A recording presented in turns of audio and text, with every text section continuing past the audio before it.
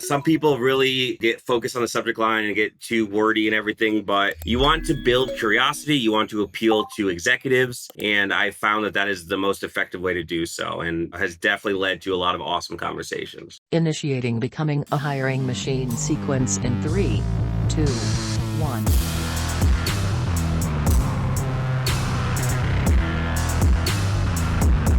Hey everyone, it's Sam Keenly, and welcome back to Becoming a Hiring Machine. This is the show dedicated to fixing recruitment by going beyond saying what needs to change and instead teaches you how to make the change. Today, we have an incredible Q&A episode ahead of us, but before we get into that, I just want to tell you a little bit about the show. Essentially, we have shows within the show. Sometimes we have interviews with industry thought leaders and others who are shaking up the space. They're going to teach you how to do something that's helped them to be successful. Sometimes we're going to cover trending topics, items that recruiters are talking about or will be very soon, and what those mean for them.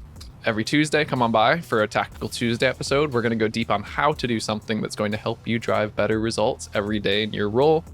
Sometimes, like today, we open it up for Q&A. Listeners can drop in questions that they'd like to hear us take on. Send those over to us at podcast@loxo.co. And occasionally you'll hear a mic drop episode from Matt where he shares something that he's been thinking about the recruitment space and thinks you need to know about. Today, as I mentioned, it's our first official Q&A session, and it's on a subject that seems to be front and center in nearly every recruiting community, business development. So some questions tackled include: what is the best business development strategy in today's market? To, can you share some examples of outreach that's been working? To, how to proactively create demand for your services? So to help answer these questions, we have Kyle Sparzo from the Loxo team joining us. Prior to Loxo, he has recruited both in-house as well as at an exec search firm. So I'm excited for him to share some of his expertise and learnings with us here. So Kyle, with that, let's jump right into question number one. The big, the bad, straightforward. What is, if you had to put, yet you have one choice, and I know there's not one choice, we can go on and list a couple other examples, but what would you say is the best business development strategy in today's market? Well, Sam, first and foremost, thanks for having me on. Pleasure to be here. And look, I've always said that a recruiter is only as strong as the candidates that they represent. So that being said, it's without a question the MPC approach for the business development strategy, not only in this market, but in any market. Interesting. And so why do you say that MPC is the best? Like, what's your experience been with it, or why do you think that's going to work so well today? Yeah, great question. So it's really about providing immediate value. So by representing a high caliber candidate, not only do you showcase that you work with great talent, but if there's a need, you're going to make an immediate impact, which at the end of the day, that's what hiring managers are looking for. And the best candidates, even if they don't have an opening, they'll create their own opening, which, makes your business development all the more effective. When people think about MPC, I know there's two very different sides of the coin. Some people are like, I don't want to give up my best candidate and have them off the market.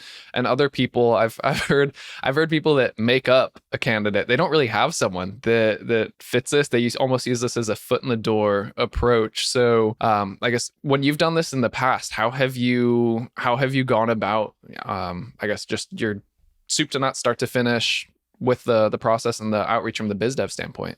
Yeah. So first and foremost, it's always a real person. I mean, recruiters know, and I definitely learned this during my time in the industry, we're already looked upon with a little bit of distrust, which is a terrible thing. And by being disingenuous with any type of outreach, we just feed into that stereotype. Totally get where people are coming from when they say that, they don't want to lose their MPC, but 7 out of 10 times your MPC is not going to be the right fit anyway. But when a hiring manager gets back to you and says, yeah, I'd like to talk about this candidate further, even if they're not the right fit, they're raising their hand and saying, I have a need, and from there, that's half the battle. Then you just qualify and, hopefully you get that job order. That's fascinating. 7 out of 10 times. Okay. So that's almost piquing their interest to get them in the door. It's like, hey, I've got this really great person. You see if they bite. So I want to call this question 1, part 2 to it. It's like, you don't want to place your MPC. So when you say, they might not be the best person for their role, so what's the follow-up conversation look like as you go further down that job order? Yeah, great question. So it's all about managing expectations. So you want to let them know, hey, Mr. Hiring Manager, I know I called you on this candidate. They might not be the perfect fit, but I want to speak with you and understand what you're really looking for. And then we can decide together whether an introduction makes sense. Because then you're kind of moving away from the MPC. Then you jump into your job order questions, which you should know like the back of your hand. And through those questions, you demonstrate understanding, you demonstrate competency. And by the end of that conversation, you should have enough information, enough ammunition to be able to get them to agree to your fee agreement. That's crazy. All right. So you're starting to do, I guess we'll kind of move on to this secondary question. So you have your MPC.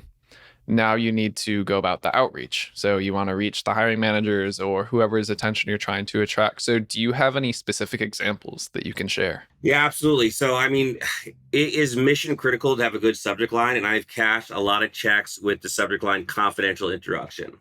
That's all. Some people really, get focused on the subject line and get too wordy and everything, but you want to build curiosity, you want to appeal to executives, and I found that that is the most effective way to do so, and has definitely led to a lot of awesome conversations.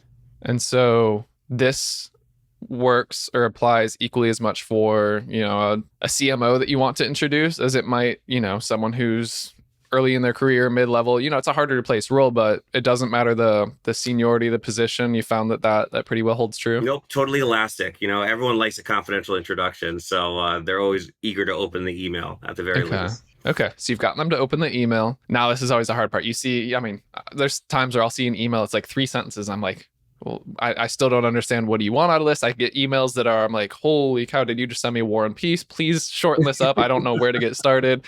How are you getting into the conversation? So it's like, you've got their interest, they open it up. What are you doing then? Yeah, great question. So first and foremost, I want to establish that I know the space. So I'll say, look, working with a candidate with X years at a direct competitor, some of their recent accomplishments are XYZ. I am confidentially, again, introduced to them to a handful of companies in ABC space. They expressed a particular interest in your company, wanted to see if you were open to further conversation. Or I guess, are you only doing this if the MPC worked at a direct competitor, or? That is the thought process, yes. Because the closer the MPC's experience is to the company you're reaching out to, the more likely you are to get, a call back and some interest generated. People don't always respond to the first email. Do you have, I know I personally receive all the time, like the bump email. Do you have anything that's just like, not the, hey, just floating this to your top of your inbox, but have you found a good cadence where it's professional, but it fits a timeline, or is it all email? Are you reaching out other ways? What's the follow-up process look like? Yeah. So, definitely multi-channel approach is always agreeable. You can make a phone call. You don't necessarily have to leave a voice message. And if you do, you don't have to, give them a whole soliloquy. You could just say, hey, just wanted to follow up on my email. Hope you get a chance to read it, etc. But I like a very short and sweet bump. So I've just said thoughts, comma, first name, because it's kind of letting them know that, hey, I kind of want to get your opinion on this, but at the end of the day, I don't want to be too pushy. And we get a lot of people who respond and will say, so sorry, crazy week, but I do want to talk with this candidate. So I find it to be pretty effective. Okay. And I've heard you toss around the phrase before, a final email is a kill email. What does that look like? What's that mean? So that's definitely more of an assumptive note, and it's saying, hey, based on your lack of response, I'm assuming that either timing is not right or you have no interest in my candidate. If I'm wrong, please feel free to schedule some time using the link in my signature below. Okay. So it's just the wind down of the conversation there. Yeah, absolutely. Okay. Interesting. I love that. So yeah, let's see if hopefully that helps some people, get into some more conversations coming up soon. And so another question we received is kind of getting ahead of that conversation where it's, I could push back and say, like, are you creating demand for your services, or how do I create demand for my services? So this is something that I've seen that truly differentiates the organizations that are struggling with their job orders compared to those that are, they're staying proactively in front of their market and they aren't seeing a dip in, the orders coming in, whether it's from existing customers or new people. So the thought process behind this is that instead of hoping that they happen to find a company that's hiring at the time of outreach via email, or, they see they're trying to find someone on a job board and you're like, I can help them do this a lot better than posting on, insert big name here. That they've been planting seeds in the market for months or even years at that point. And so what this means, it's a lot easier said than done. So what this means and what it does for them is that when an organization is ready to make a hire, whether it's a hard to place position, they need to do something quick, or just a general one's like they need help with, instead of trying and struggling by themselves because they don't know that there's help out there, or they recognize they need help and they go to somewhere like Google and type in like, what's the best recruiting agency for, physicians or for forklift operators, they immediately think of you or your company.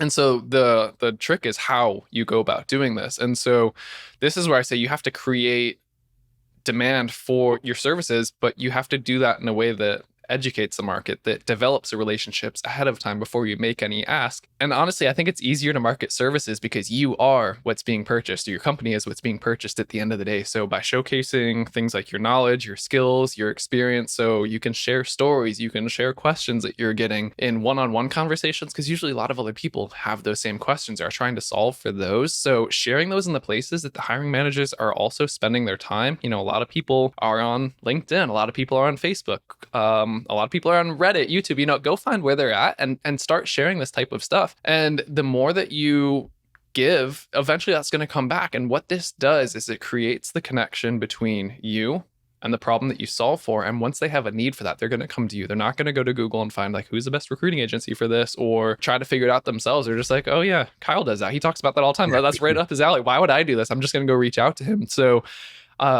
yeah, I guess that's kind of the 1-2 punch of, how do you go about it right this second with the MPC approach? You need to get something, but also how can you start to call it like build up your snowball for the long term so you don't have to deal with those dips and valleys. You'll have a pretty consistent pipeline coming in. Yeah, absolutely. I mean, that's definitely kind of the short game and the long game of it, and if you could do both of those simultaneously, you'll definitely have some quick wins, hit the ground running. But then, as you said, you got to keep your brand up. You got to build that social capital, because then you're always going to be top of mind when there's future opportunities. Yeah. So I know a lot of recruiters, they nurture the relationships with candidates, but it's also good to, general biz dev, this from sales, but working with prospects, don't always assume that they want your business right now, but by staying in front of them and helping deliver value, you'll be the first on their mind to come in. So Kyle, this has been great. I love a little sales marketing collab. We'll have to have a part 2. Hopefully people send in some more questions on this, but just wanted to say thank you. Truly appreciate you coming on, sharing this with us. I know that it's going to help to inspire some recruiters to really incorporate this in their day-to-day moving forward. So everyone, that's the show. That is our first official Q&A with Kyle. Until next time.